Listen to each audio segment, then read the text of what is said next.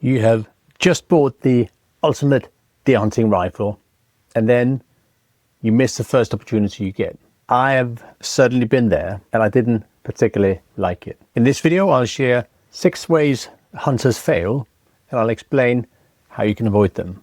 Making mistakes when hunting is a waste of time, it's a waste of money, and it's not the reason we're in the field in the first place. To stay clear of all these pitfalls, I got the great idea that I could scour the internet. I could see all the mistakes that other hunters made, and I considered the mistakes I've made and seen being made in my career as a hunter. As much as I got a ton of good data, I quickly realized that it was too much. All the mistakes, the sheer volume made it difficult, almost impossible to action. Too much information, which is a key word I want you to hold on to. So to make it all actionable, I boiled all the mistakes into a model that I call the 6 types of overload. And in this video, for each of these types of overload, I'll give you an example, a statement from a hunter. I'll explain the particular type of overload that caused that mistake, and I'll give you a few hints for how to avoid it. I once missed an opportunity to shoot a big monster kudu bull because I was too slow. And before that, I missed other opportunities to shoot.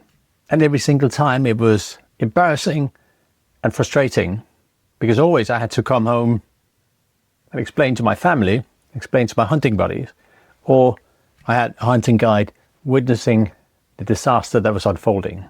It was a waste of hunting time, and for sure it was a waste occasionally of money spent on a hunt. And I can tie most of my mistakes back to one of these 6 types of overload. So, overload. Imagine you're working on your laptop and you get keen and excited and keep opening applications. The computer can't keep up.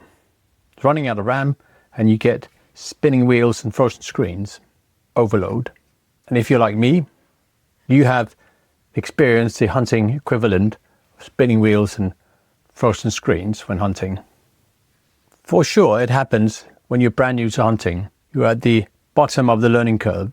But even when you moved up the learning curve, you might hunt a new ground, and that means you often slip down again because of the novelty of that new destination. I wasn't a new hunter when I missed the opportunity to shoot a kudu bull, but I was hunting new ground. By the way, I'm Christian Sorgman, the hunting framework guy. I'm creating processes and mental models to help you connect the dots of rifle hunting. To join my newsletter if you want the latest model to help you get set up for success. So as a deer hunter, do you recognize this type of statement? I am 100% overwhelmed by all the information I've read. Coming from Indiana, the idea of hunting in the mountains in a place I've never been before is nothing short of intimidating. This is a classical new hunter problem. And it is kind of ironic that with all the great books out there, with all the high quality content, people are still struggling because that information is disconnected, unstructured. And as the quote suggested, as I said earlier, new hunter doesn't mean never hunted before. It's easy to move down the learning curve if you hunt a new ground or new destination. So in this case, the challenge is connecting the dots, making sense of the information, prioritizing what matters. And this type of overload I refer to as information overload. So how do you deal with it? Well, it's scattered, disconnected. So the way you fix that is with a framework and structure. Personally, over the years, I've developed a framework called F.A.P.L.E, and I use it for planning any season or any hunt. And F.A.P.L.E stands for fundamentals, application, preparation, logistics, and execution. So it gives every bit of hunting information out there a place to live, a hierarchy to fit into, and it helps me practice, it helps me plan, and it helps me execute when I'm in the field. It annihilates information overload. Of course, there's more to it than those 5 steps. It's based on sub-processes and mental models to help break everything down in a structured hierarchy. So F.A.P.L.E helps me develop the right skills, apply them to a specific hunting scenario, and execute that hunt from start to finish. We've created a free guide on the entire F.A.P.L.E framework that you can find a link for in the description. As someone who hunts deer, is this following type of statement familiar? Everything happened so fast I didn't have time to think. I've been there. I've been in that situation. And it is the mental strain of processing too much information, making decisions under pressure and managing complex tasks. And by complex, I mean complex to you or me at the given time, not rocket science. This is what I call cognitive overload.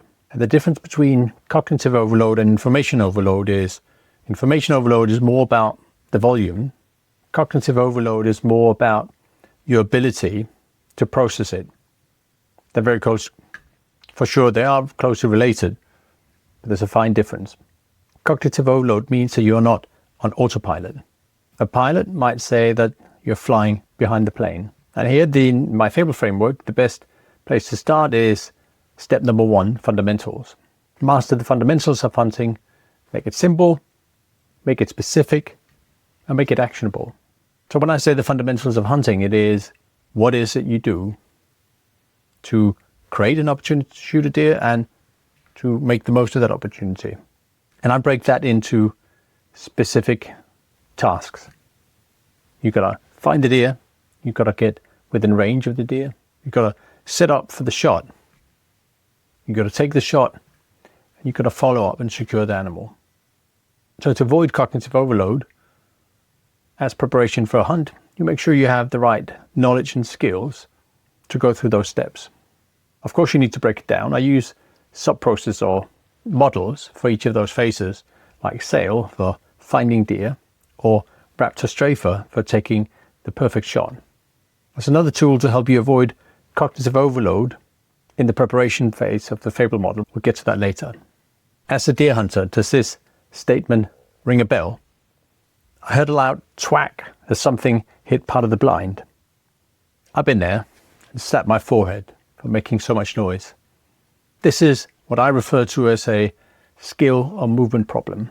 That kudu bull in South Africa, I was fumbling with my shooting sticks and my binoculars long enough for that bull to disappear in the bush. And that was a good example of what I refer to as motor overload. Motor as in motor skills, basic coordination.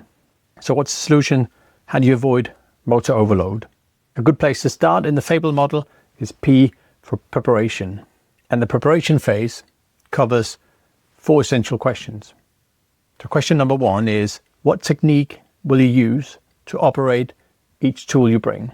And by the way, I refer to hunting gear as tools for several reasons. One of them is that it goes well with tactics, tools, and techniques. Question number 2 is, what system will you use to carry each of your tools? Question number 3 is, what transitions will you use to orchestrate all your tools? And question number 4, what scenarios will you use or practice to avoid hesitation? So techniques, how do you shoot your rifle? System, how do I carry my rifle? How do I carry my binocular? Transitions means how do I go from spotting the animal to shooting the animal?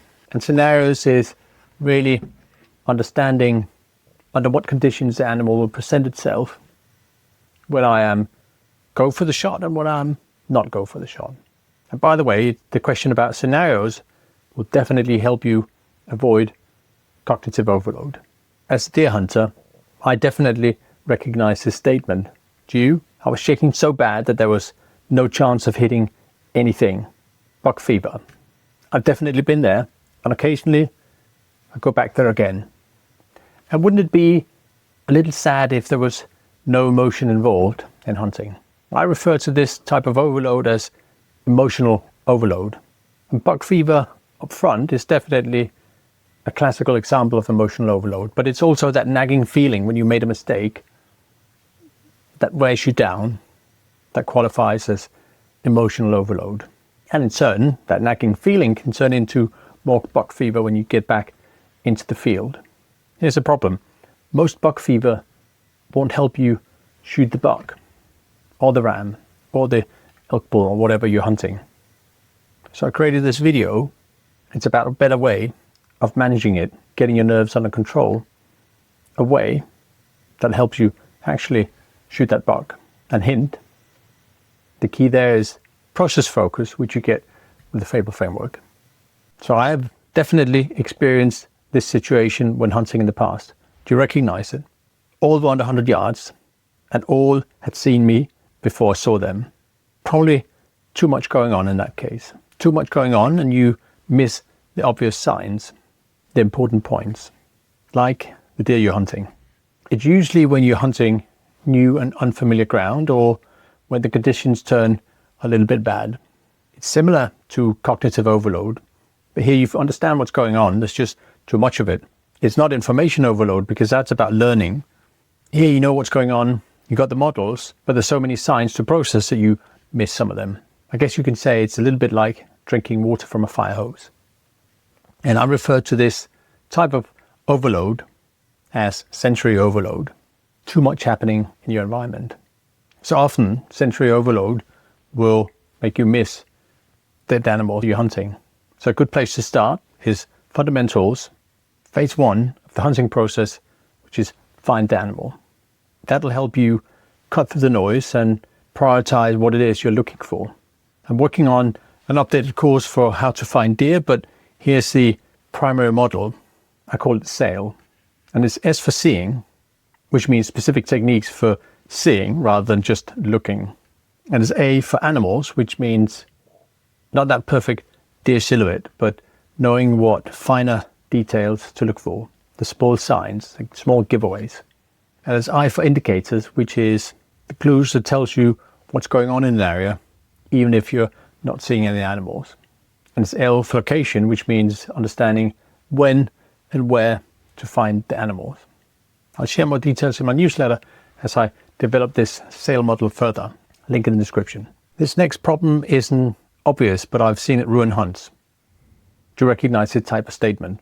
After my last elk hunt, which averaged between 8,500 feet and 10,000 feet, I realized within the first 100 yards that it was going to be a tough 2 weeks for this 650 feet elevation hunter. Being physically exhausted can cause other types of overload. Cognitive overload, it's difficult to process what's going on around you. Motor overload, if you're winded, those fine motor skills can quickly disappear. I refer to this sixth type of overload as physical overload. The solution, 2 steps. In the application phase, we start with what I call the situation summary, where you analyze animal, area and weather, which will give you some good pointers around what to expect. And then in the logistics phase, you need to double down on the second step, outdoorsmanship. And outdoorsmanship covers campcraft, clothing, mobility, personal care, and physical readiness. And physical readiness in particular, but not alone, will help you avoid motor overload. All right, so here you have it. As hunters, we experience a ton of pitfalls and potential problems. You can boil them down into 6 types of overload. Information overload, which means insufficient or no structure. You're not connecting the dots. Cognitive overload, your brain crashes under pressure because it can't process information. Motor overload, which means clumsy movements at critical moments. Emotional overload means buck fever and self-doubt. Sensory overload means that you are overwhelmed by environmental input.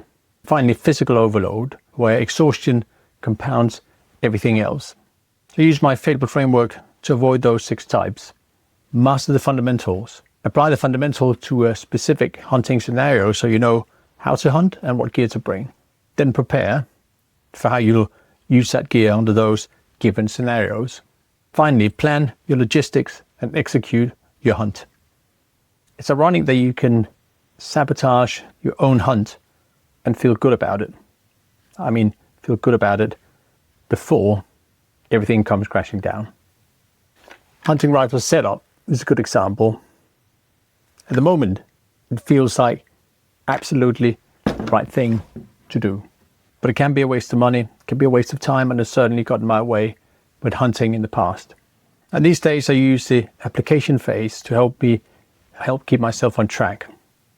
The question, however, when it comes to this one, have I taken my own medicine? Watch this video on my deer rifle setup where I rate each of the components for deer hunting has a pass or fail. It's the application phase in action with a twist.